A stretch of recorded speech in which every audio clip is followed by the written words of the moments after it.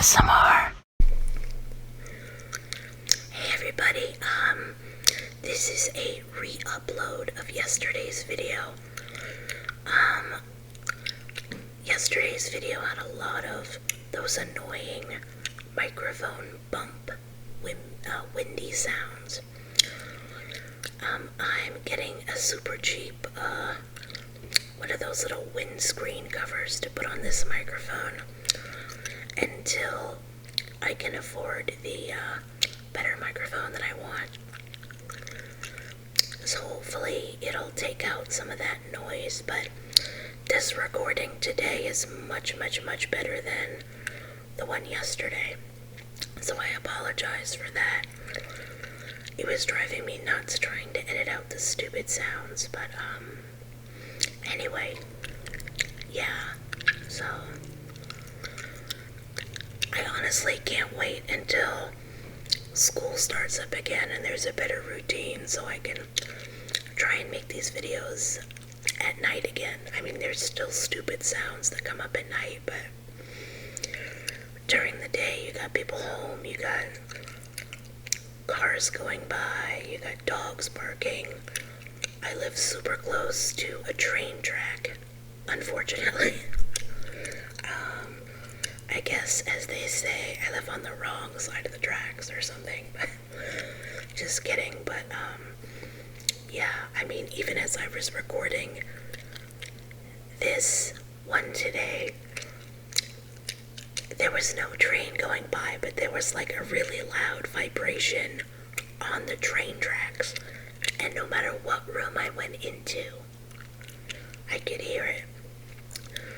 I even tried doing what I used to do and recording, holding my phone literally tilted at my mouth, and I was still getting that annoying breathing wind sound. So I'm hoping that this little whatever cover will help that out a little bit, but because I want to give the close-up whisper type sound, but not have it muffled and be annoying.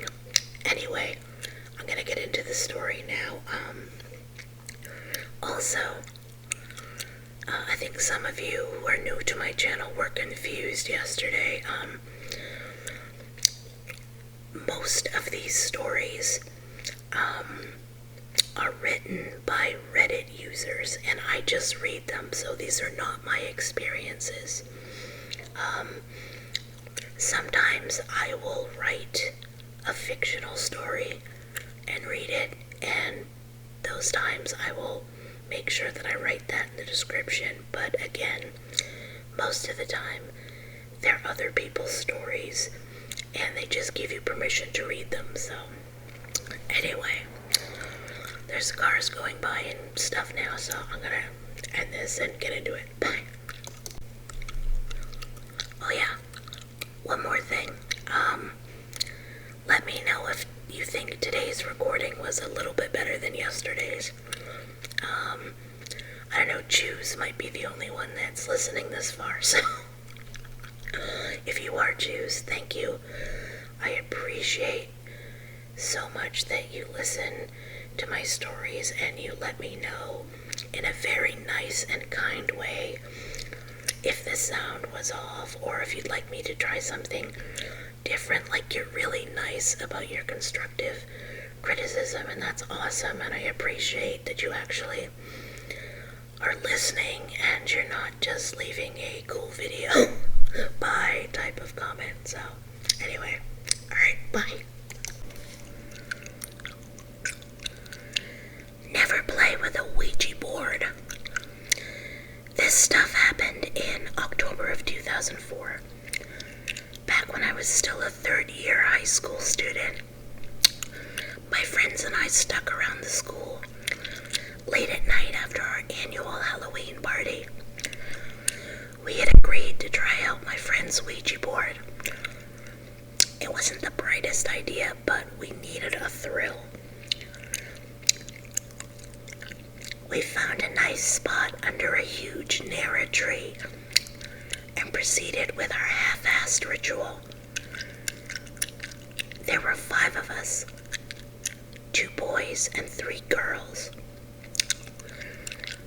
We were all expecting some kind of paranormal contact.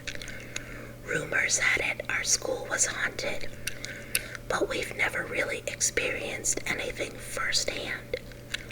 And it was Halloween, when all the spirits come out to play, so we all wanted to get spooked. Also, we've never seen a Ouija board firsthand before, so we were pretty excited. Our school was an old Spanish colonial house, built in the 1800s, when the Spaniards still occupied the Philippines. We were in a section of the school that doesn't get used often, located beside a creepy old Jesuit house. People only go there when they needed to use the restroom, store equipment in one of the sheds, or make out with a boyfriend or girlfriend. We sat down in the middle of an open space with only an exposed bare light bulb nearby illuminating the surroundings. We were all having a good laugh, scaring each other with what-if scenarios. It was your typical dumb kids doing dumb things. My friend who brought the Ouija board proceeded to place it in the middle of our circle. If I remember correctly, it was the glow-in-the-dark version, which we found hilarious, but it gave us the ability to see what was written in the dark. Not knowing what to do, and going after what we've seen in movies, we all proceeded to place our index finger on top of the planchette.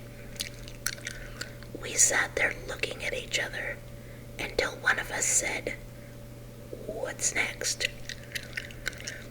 We didn't know if there was a proper way to start the ritual, plus the board didn't come with instructions, so we decided to just throw out questions. "Is anyone there?" I called out into the darkness.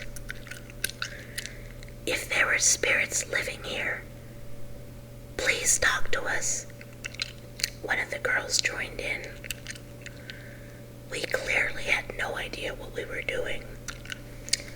Still, nothing. Not even the slightest bit of wind.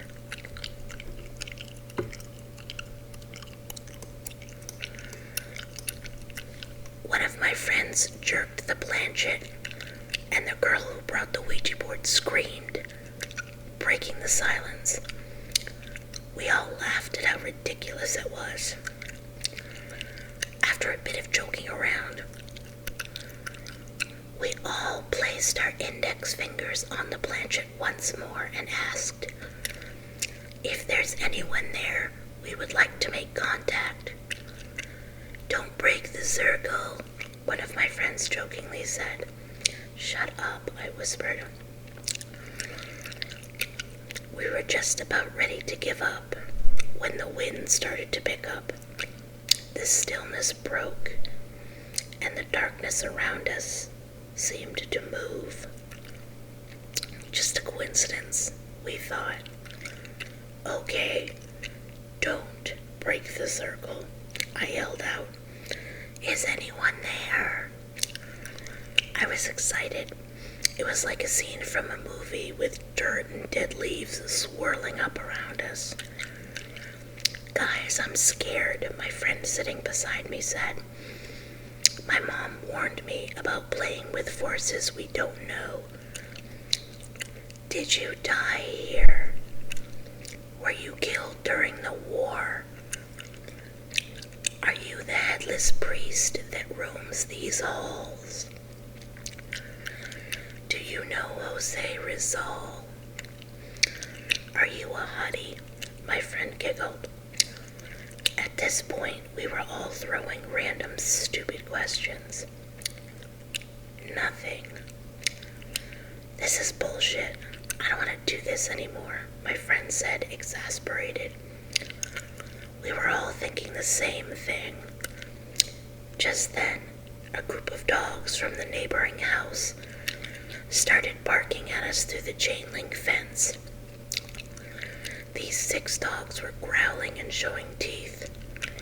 We all screamed and, without finishing the ritual, bolted right out of there. We didn't see each other until after Halloween break, and this is where the story gets creepy. One of the girls told us about a weird experience she had the night after playing with the Ouija board. She had gotten home late after hanging out with her friends from the neighborhood. She realized she forgot the keys to get inside her house. So she called her brother up, who at the time was still sharing a room with her.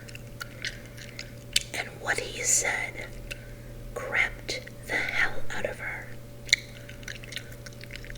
He swore that she was already at home. He claimed to have seen her walk in a while ago, and that she looked really tired as he watched her head straight to her bedroom. Creepy, but maybe no need to freak ourselves out, was what we thought. Besides, her brother must have been tired and seeing things. But then my other friend started telling us about an encounter that she had that Halloween night.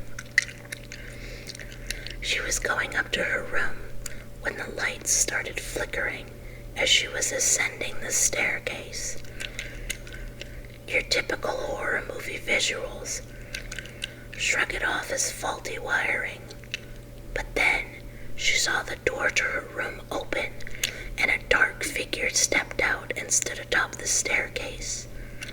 She couldn't make out the entity's face, but she recounted that she couldn't move, and a feeling of utter dread enveloped her as the figure stared down at her. No way.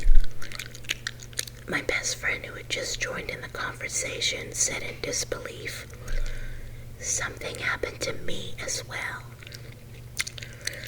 He recalled that he was sleeping one night when he woke up feeling really uncomfortable.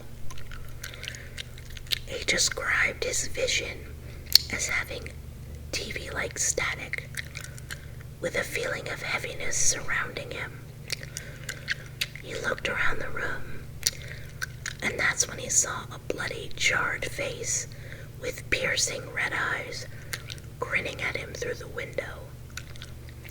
I honestly couldn't believe what I was hearing, because I had had an almost run-in with death that night.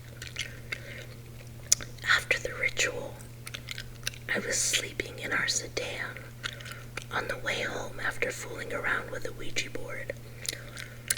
Suddenly, I felt the car jerk. I woke up instantly, looked out the window, and realized that we'd been hit by a huge oil tanker. Panicking, I leapt out of the car. Luckily, my mom and I survived the crash, since the front of the car was totaled. I don't have an explanation why all of these strange things happened to us, but thank God that was it, and nothing else happened after that. I never played or got near